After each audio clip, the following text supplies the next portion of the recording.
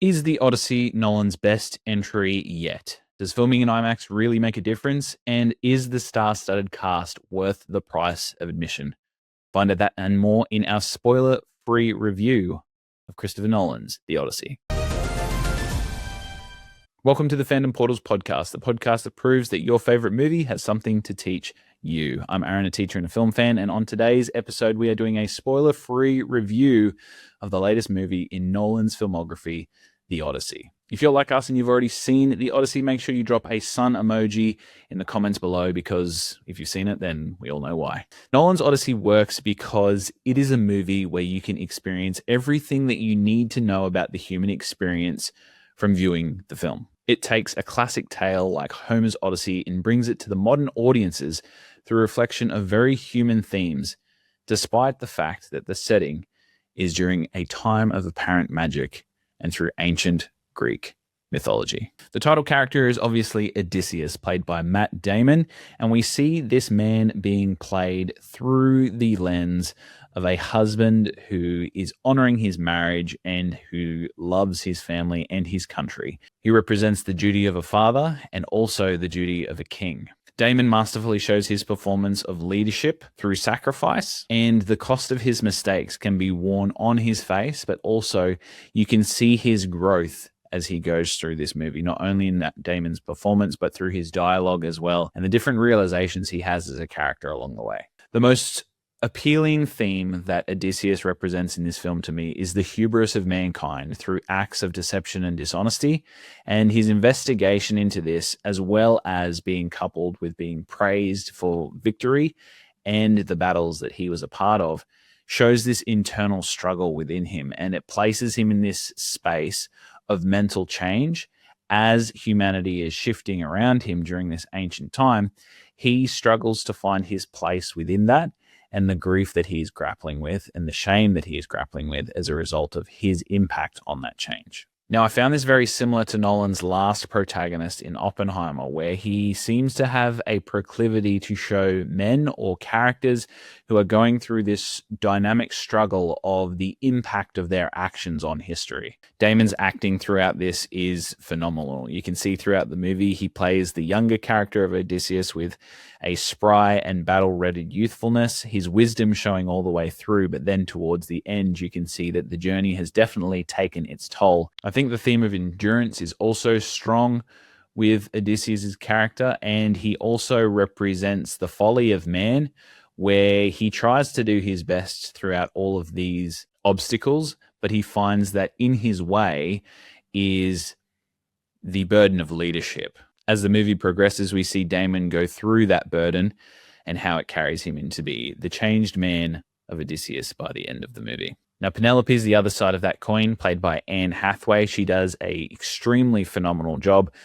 Passionate is one word that I would say her performance resonates with me. She represents this loyal grief, but also the urge to withstand and endure temptation, not only for herself, but also for the nation of Ithaca, and to pay that loyalty forward to her husband, who they share a very deep and true love. She's the fiercest advocate and proponent for the kind of man that her husband was, and she can be heard displaying that to her son Telemachus, but also as she compares other suitors through the movie to the ideal of her husband, nobody seems to compare, not only because she loved him or loves him so truly, but also because of the kind of man he was and the values that he represents. Anne Hathaway plays Penelope as a character that honors the customs of the kingdom that her husband has left behind, even to the point where a lot of the other suitors and visitors to the kingdom of Ithaca are using these contrived methods and notions of these hospitality rules in order to utilize it for their favor.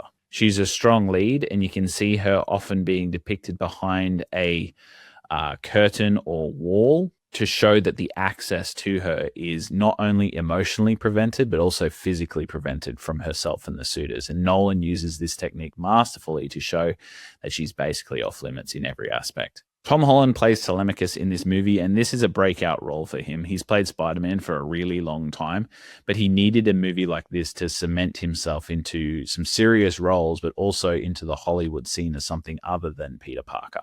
He's able to carry a scene on his own really, really well. And you can see him also representing the son's enduring battle to know his father, both physically as being a son wanting to know his father, but also as a mythical sort of version of that, as the values that he represents as well.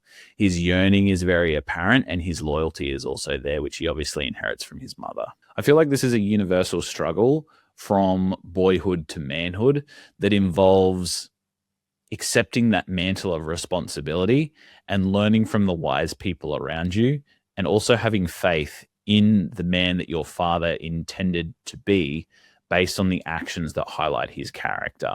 And I think that as Telemachus learns not what his father did, but who his father was, you can see that his loyalty only grows as he's one of the few people left in Ithaca who believes he's still alive. Telemachus represents this love and loyalty to family and also to kingdom that extends beyond myth and song. Having heard all the songs from the bards and the poets that come to Ithaca to spread the word of Odysseus, he wants to know the man more deeply than that and listens upon every word of all the travelers that he can in order to preserve his father's legacy. In the end, Telemachus' journey is indeed from boy to man, and you can see Tom Holland plays that really, really well, as his innocence at the start is coupled with some aptitude toward the end as a result of the lessons he learns along the way. Now let's talk about the man of the hour, Christopher Nolan himself. The movie as a whole is an absolute masterclass. It's an utter work of cinematic magic where we get to witness all members of the cast and crew at the absolute top of their respective games. There's nothing better than watching people who are good at what they do what they're good at. Nolan wows cinematically through immersive shots of intimate emotion and juxtaposes these with actions and urgency where it's required in order to immerse the audience. Nolan has this signature, you might say, where he uses an irregular style in terms of narrative structure. His stories never have a simple beginning, middle, or end. And I think this has only been perfected over his filmography, as this movie in particular has snips from the past and also from the future, and it's used to tease story elements all the way through the movie. Even something as simple as the snapping of a bowstring has been used by Nolan masterfully, and through combination with the soundscape as well, to really tell the story of Odysseus's journey. He really stitches and weaves the overall narrative together like the epic tale of old. The interpretation and separation of myth and politics is accessible to audiences through this, and Nolan makes this work as a vehicle to give audiences the stakes they need to care about the characters that we have come to know. Nolan has a tendency to bring the cinematic and the sound elements of the movies together to satisfy and illuminate the masterful knowledge and scope the director has as a filmmaker. Not to mention the fact that the script is so sharply written, the dialogue is almost point perfect. It drives the story and delivers these character moments that really allow you to settle into moments, but also feel anticipation and rush where you needed to as well. And despite the fact that there was a lot of criticisms about the fact that characters in this movie are using American accents, I didn't feel that that took away from any scene where we needed to feel tenderness or power or reverence within the space. Overall, Nolan's Odyssey is a work of art. I wouldn't be surprised if this becomes a film that is talked about during awards season. More than that, it will become an ageless and timeless film and a masterpiece in the making. Thank you so much for listening to the quick spoiler-free review of Christopher Nolan's The Odyssey. If you like this content, then please feel free to like and subscribe this video. Not only that, but we also have more content like this where we deep dive into movies at the Fandom Portals podcast. So please feel free to go and check out some of our other videos on some of your favorite movies. This is Aaron signing out. Keep learning, keep growing, and keep loving fandoms.